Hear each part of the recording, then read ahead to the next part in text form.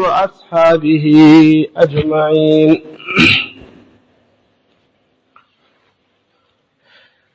أما بعد فأعوذ بالله من الشيطان الرجيم. بسم الله الرحمن الرحيم.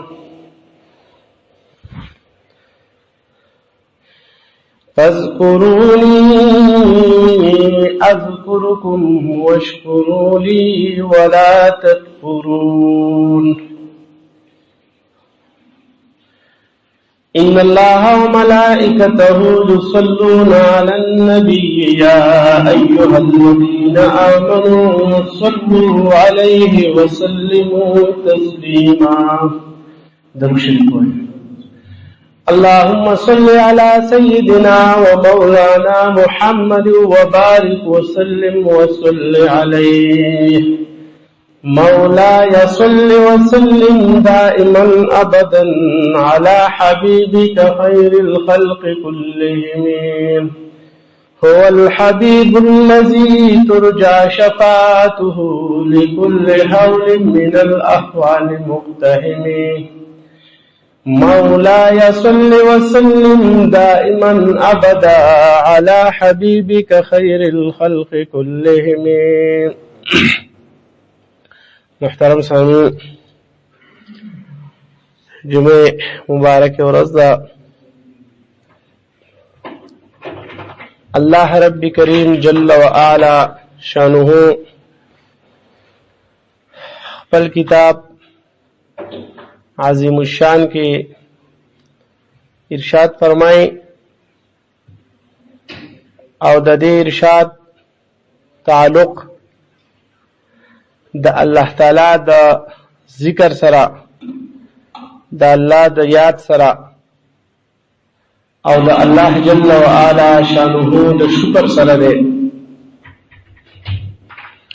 کومه فکر وکړو الله تعالی په موږ دومره احسانات کړی دي چې هغه احسانات کما حقه د هغې شمار څوک نشي کولی. الله تعالی کلام په دې باندې ګواه دی. دوه ځایه الله تعالی قرآن مجید کې فرمایي وَإِن تَعُدُّوا نِعْمَةَ اللَّهِ لَا تُحْصُوهَا. که تاسو د الله تعالی نعمتونه شمارل شروع کوي نو د خدای نعمتونه به شمار نه کوي. او دا نعمتونه الله تعالی په موږ باندې داسې کړي دي چې موږ چې ورته پښتو کې وایو وچ پوچا. نه موږ خدای له څه ورکړي چې یا الله ستا دا دومره مخلوقات دي چې ستا په علم کې دي، موږ ته د هغې احاطه نه ده معلومه. هغه ټول مخلوقاتو کې الله تعالی زمونږ انتخاب وکړ او موږ یې په انسانانو کې پیدا کړو. په سپو کې پیدا نه کړو، په خرو کې پیدا نه کړو، په ځنګلي دا دنیا ځناور دي په دې کې پیدا نه کړو. خو الله تعالی زمونږ انتخاب وکړو په انسانیت تیاره موږ انسانان پیدا کړو. او بیا انسانان دا چې یو مسلمانان او بل کافران، نو الله جل جلاله په موږ باندې دا عظیم احسان وکړو چې یاره موږ په مسلمانانو کې پیدا کړو. که انسان وشي خو چې کوم انسان کافر نو دا خو د قرآن مجید نسته ان شر الدواب عند الله الذين كفروا. الله فرمایي چې په مخلوقاتو کې د ټولو نه ناکاره شر الدواب چې ورته وایي، په دابو کې د ټولو نه ناکاره د خدای په نسبت باندې کافران دي. خپل د غوږونو نه خپل د سترګو نه د دې نه کار وانغست، د الله وحدانیت تسلیم نه کړو. نو الله تعالی فرمایي چې په مخلوقاتو کې د ټولو نه ناکاره زما په نسبت باندې کافران دي. نو چې انسان او کافری نو بیا تباره، نو بیا الله تعالی په مسلمانانو کې او بیا په هغه امت کې الله جل جلاله مو پیدا کړو چې د کم امت د بارا انبیاء کرام په دې کې د شمولیت سوال کوي. په سونو کاله خلکو دې ته انتظار کړل چې نبی علیہ السلام به پیدا کیږي او زه په هغه ایمان راوړم. نستور راهب، بحیرا راهب دې ته په انتظار بناس چې کله به نبی علیہ السلام نبی آخر زمان به د نبوت اعلان کوي او موږ به په ایمان راوړو. او سلمان فارسی رضی الله تعالی عنہ 200 یا 300 کاله سلمان فارسی رضی الله تعالی عنہ مختلفو ځینو کې غلامیانې سخت تکلیفونه دای برداشت کو د دې لپاره چې رضا حق ته ورسېږم. اخر د حضور علیه الصلاۃ والسلام راغی د نبی علیہ السلام په صحابه کرامو کې شامل شو، د ایران نه وتېره او دا ټول دنیا یې لټول ګرځېده چې را دا غلامي زندگی تیر کړل، کله چا په یو خرڅ کړو چا په بل خرڅ کړو. اخر دام چې نبی علیہ السلام سره میلاو شو نو غلام د يهودي غلام او حضور علیہ السلام ته فریاد وکړ چې یا رسول الله صلی الله علیه وسلم داغه نزا آزادېدل غواړم. حضور علیہ السلام یې بیا وسره وکړ چې پسو وری خرڅ کی. هغه سره خبره کوي يهوديو ته خاطه زما د غلامۍ نه ځان آزادې وای او وای 300 کجوري ناریګه او هغه کجوري چې کله بار ونی شي تا به آزاد کم. او بلدا سوقیه سلوی خوقیه غالبا دومره سرزر براوړي رااله اله بل آزادوما. مطلب دا چې دا سره ممکن نه ده دغه کجوره چې بار کې نو آی کې سلو کالو ته قابو پای کې لګي. کجوري نه اړېګا او چې هغه بار ونی شي زبر آزاد کم. 300 کجوري حضور علیہ السلام په خپل لاس مبارک وزیو غټه کې نه علی او بس هغه پښپو بنیاشتو کې دن هغه بار نشي او د حضور مبارک لاسونه یو ډکه به بل چا نار کړل او هغه وچېره پښپو بنیاشتو کې کجورو بار ونی او دون سره چا راوړي د اگې مغدال نصری حضور علیہ السلام وتا هغه ورکه خپل لاړې ود د برکت د بار پورې کوي ودا ول ویسا چې دا ټول کا استاد سره چې تاسو ویلي هغه وقې بلا پوره کی آی چې ولا ویلو هغه دا خلک سره دی وای ته ټول کا چې تلی حتی کې هغه سره پوره. سلمان فارسی رضی الله عنه حضور علیہ الصلوۃ والسلام دا يهودین آزاد کو. نو مقصد مې دا دی د ایران د یو ډیر غټ خاندان سره مجوسیانو د اور عبادت پې کو دا غي سره تعلق خو د حضور علیہ السلام په تلاش کې په سونو کال هغه غلامی تیر کړل. وفات په وخت کې نبی اسلام نو رستو وفات شهره بیا شارحین د بخاری شریف ذکر کوي یو روایت کې د عمر 2.5 کاله بلکې راځي 3.5 کاله په امت محمدی کې دومره زیات عمر د بل چا نشته ده څومره چې دا حضرت سلمان فارسی رضی الله تعالی عنہ عمر ده. نو مقصد مې دا دی نبی اسلام امت کې شاملېدل دا ډېر لوی نعمت ده د الله تعالی. هم ته په پری کې الله جل جلاله راکو او بیا الله تعالی چې څومره نعمتونه په موږ باندې کړلې دا غي احاطه ممکن نه ده چې انسان دا غي احاطو کې دا غي احصاو کې دا غي شمارو کې او دا غي باوجود الله تعالی موږ ته فرمایي چې فذكروني اذكركم تاسو ما یادوي اذكركم زبر تاسو یادوم. تاسو زما تذکرہ کوئ زما ذکر کوئ زما یاد کوئ زبر تاسو ذکر کوم. ځکه حدیث مبارک کې راځي بخاری شریف حدیث ته نبی علیہ الصلوۃ والسلام ارشاد فرمایي حدیث قدسی دی چې الله تعالی فرمایي من ذکرنی فی ملئ څوک چې ما اول حدیث صدا سي څوک چې ما ځان نه پټ یادای نو الله تعالی و عزت د ذکر کوما که څوک ما په زور باندې او په جهر سره په مجلس کې زما ذکر کوي نو الله تعالی فرمایي ذکرته فی ملئ خیر منه دا غیر په بهترین مجلس کې زه د تذکرہ کوم چې هغه د ملائکو مجلس دی د ملائکو محفل له زپاغه ملائکو په مخ کې د تذکرہ کوم او د ذکر کوم چې دا انسان زما ذکر کوي نو الله فرمایي زه د ذکر کوم. نو بهرحال ګوره د الله تعالی د رحم او کرم ته وګوره انسان د دومره نعمتونو می درکړلې دومره احسانات می کړلې خو کته ما یادې زبتا یادو کته چې الله تعالی د رحم معاملې کنا پکار خدا چې انسان ته پیدا کړ خپل عبادت لای زما عبادت کوا اسلام نه درکوم دا سې نعمت چې می د باندې کړلې دا می د باندې کړم دي ته مال سره کړو ما چې تعالی دا په انسانانو کې پیدا کړی په مسلمانانو کې به پیدا کړی په امت محمدی کې به پیدا کړی او دا نور انعامات خو سکه چې دا غي احاطه ممکن نه ده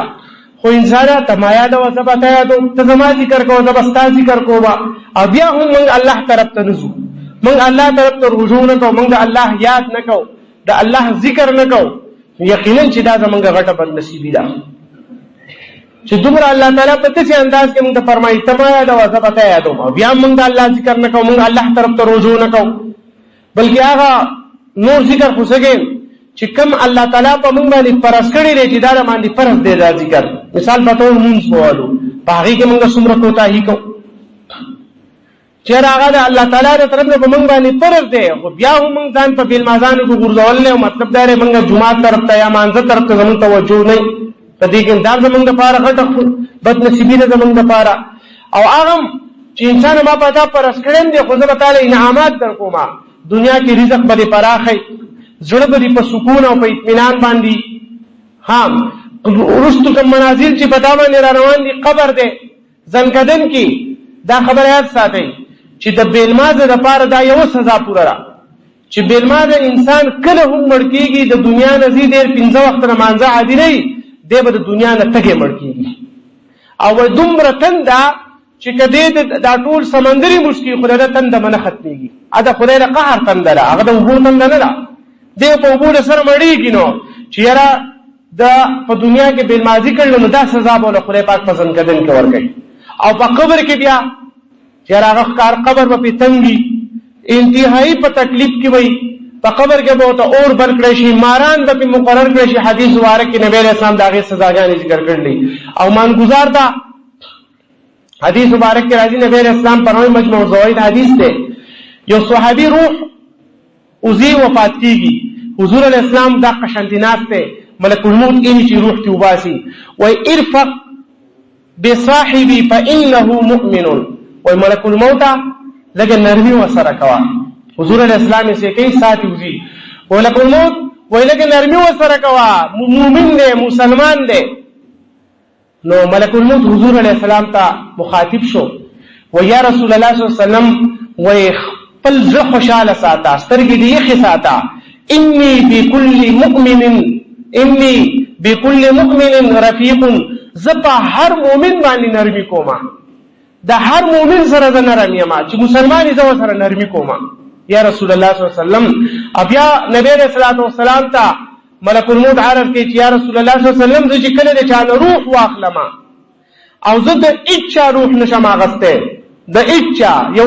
مچ هم د سا نشم ویستی، څو پورې د الله تعالی حکم نه شوی ما ته، دا د الله په حکم و. او چې روح دې واخلم زه په دې کور کې ولاړ یم او دا چې چغې کي نو زه ورسې راوګرځم ځم چې ګورې ما څه نه دي کړي، ما نه د ده په ژوند کې څه کمي راوستې ده، نه مې د ده په رزق کې کمی راوستې دی، خو بس رزق او عمر یې پوره شو او ما ته حکم دی ما ترې سا واخست. او که تاسو چغې وباسئ نو خپل ثواب به ضایع کوي. بیا د هغې نه وروستو حدیث اوږد حدیث کې راځي طبراني شریف کې چېرې دا ملک الموت د جمع په مانځه کې همیشه دپاره دی د دنیا په دې جمع باندې نظر اچوي، هغه د الله تعالی د دنیا داسې ګرځول نه لکه دا ورغی. مثال په طور په امریکا کې دی هلته د یو کس نه سا اخلي پوره په 2 بجې او دقلته دی دلته هم سا اخلي، هلته هم سا خېږي او دلته هم سا خېږي. بس الله تعالی ولې د طاقت او پاور ورکړی دی د دنیا او په 1 ساعت کې د لکونو خلکو سا خېجول، دا طاقت هم هغه له خدای پاک ورکړی دی، هغه ته څه ګرانه نه ده. داسې نو چې څوک دا مانځه عادي نو ملک الموت بیا فرمایي چې په دغه د سره زیات نرمي کومه، چېرې دی به همیشه دپاره د مانځه په وخت کې به دی په جومات کې حاضر و، ده به د مونځ په پابندۍ سره کو، دی بېلمازه نه دی. او چې کله بېلمازه وي د مانځه 15 وخته مانځه عادي دی نو بیا ورسره ملک الموت چې دی په دغه وخت کې د هغه او د هغه ملګري چې دی هغه ورسره بیا سختي ورسره کوي، هغه ورسره بیا سختي کوي. نو ګوره زنکدن کې پې سختي شوه په بېلمازه، د دنیا نه به تږی به مړ کېږي، تنده به یې نه ختمېږي. د قبر عذاب او په قیامت کې خو ښکاره خبره ده چې کله قرآن مجید کې الله تعالی فرمایي چې څه ساق تجلي ورته وایي هغه وشي نو دا ټول خلک به په سیده باندې پرېوځي، خو بېلمازه کس چې دی او کافر د ده د ملا به دغه په شان تخته شوي، د ده ملا به نه کته کېږي. چا د مانځه پابندي نه کړي دی به وشرمېږي په هغه په میدان حشر کې دغه شانتې خلک به په سیده پرېوځي، مسلمانان مؤمنان مانګزار، او دی به دغه شانتې ملا به یې تختې د ده ملا به نه کته کېږي. ولې ښکاره به پته ولګي چې دا په دنیا کې بېلمازه او د مانځه پابندي نه کوله. نو ګوره دنیا کې رزق نه برکت ختم، د زړه هغه سکون او اطمینان چې دی هغه ختم. او ما تاسو ته ویلي وو چیرې دا غیر مسلم چې هغه په دې تحقیق وشي چیرې څوک 15 وخت مونږ کوي او 10 کې ډېری بیماریاں د دې په برکت الله تعالی ختمي، بلکې په دې تحقیق شوی د سټ د مسا په دې سټ باندې دا لون لاس راخ کودل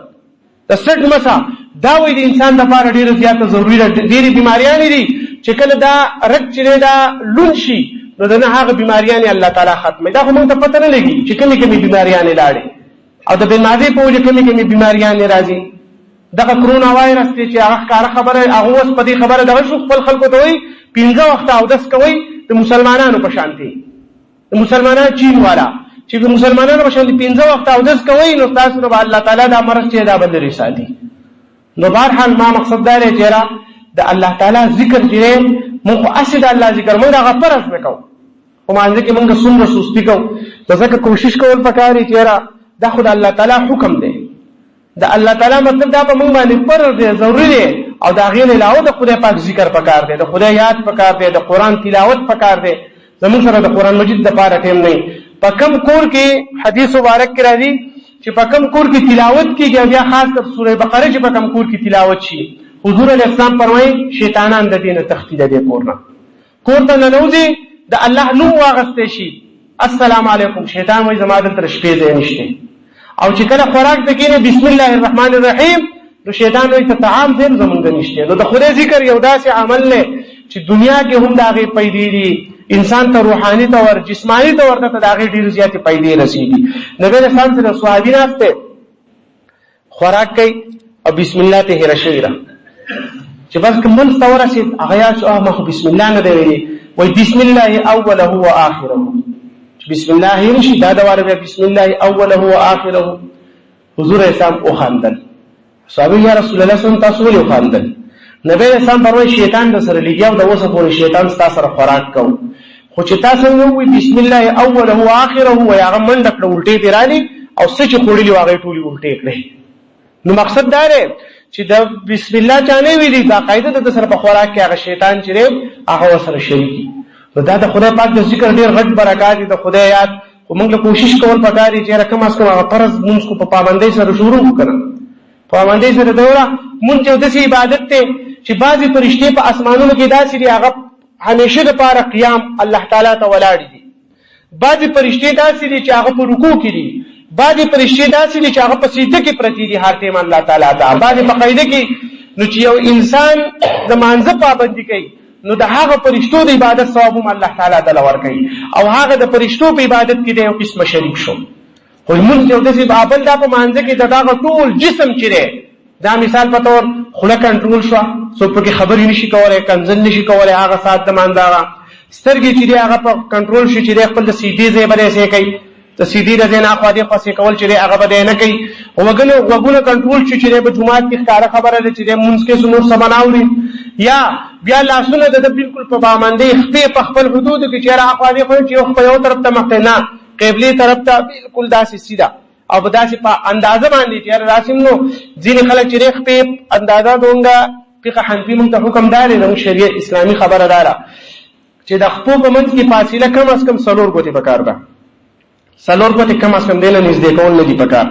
او سیوا په خپل اندازې متنی کس غوټي ناغه نږدې نشي ودرې تاوی کې بیا خو زیات نه زیات وي د لیشتي پوري د لیشتي نو سیوا چې د خپل منځ کې فاصله نه پکار ځکه نبی اسلام فرمایي د شیطان د سینې نوځي په دې سفرو په منځ کې لکه د ګډي بچوړې دا چې ننوځي خپل هغه ګډي لري بيزي بچوړې چې ننوځي خپل لمو پي خوري نو دا خو د خپل ومنځ کې مرانه نوځي کنه نو خپل به تزيات کولای نه بلکې دیو بل سره وګي لګول پکاري که خپل ونه لګي دا ضروري نه دي وګي دیو بل سره لګول پکاري خپل سیده کول پکاري چې را زمونږ شاته په پړکی چې دا زمونږ ټول یو شانتي دا خپل چا وګي چالو مخکې کیږي او پسې نو په دغه طریقه باندې هغه هم پابندي شو چې رخبه به ته په پابندي دي لاسونو ته ولاړې په نامه قټه ګوته به په نامه راوستي دا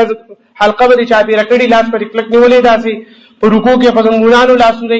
خا په قاعده کې به داسي په ادغه باندې لا په طریقه باندې لاسونه ټول خپل طریقه را نو د مون چې دا د الله تعالی د یو ذکر دی چې د بدن چې څومره اندامونه دی هغه د خدای په ذکر کې کېږي خپل په ذکر کې مشغوله الله سنو مشغول خپې دا ټول خدای پاک ته تابعداري نو ځکه دا مونږ چې د خدای پاک د ټول نه لوی ذکر دی نو کوشش کوئ چې خپل ځان موږ منګزار جوړ کوو ماته تاسو چې وس مقلا انسان له مرګ راشي د مرګ پته نه لګي چې یاره دا بوډا په بوډاګانو عمر بیا دې زه ځوان لږ ځوانان مړ شو لږ الګان مړ شو پلار یې ژوند دی او دوی مړ شي نسې مړ شي دا خو مقصد دا دی د مرګ پته نه لګي هغې نه مخکې توبه ویستل پکار دي چې یاره موږ د مانځه پابندي شروع کړو که مونځونه زموږ د قضا شوي دي د هغې موږ قضا راوګرځو حتی اوس کوشش کوو په جومات کې مونځ کوو یار انسان دی عذر راشي څه مسئلې کور کې هم کېږي په ګډه باندې هم کېږي خوړ کې هم کېږي بل ځای هم کېږي خو چې مونږ په هېڅ حال باندې پرې نه وړو الله جل جلاله دې د عمل کولو توفیق راکړي واخر دعوانا ان الحمد لله رب العالمين اللهم ربنا آتنا في الدنيا حسنة وفي الآخرة حسنة وقنا عذاب النار وصلى الله تعالى على سنة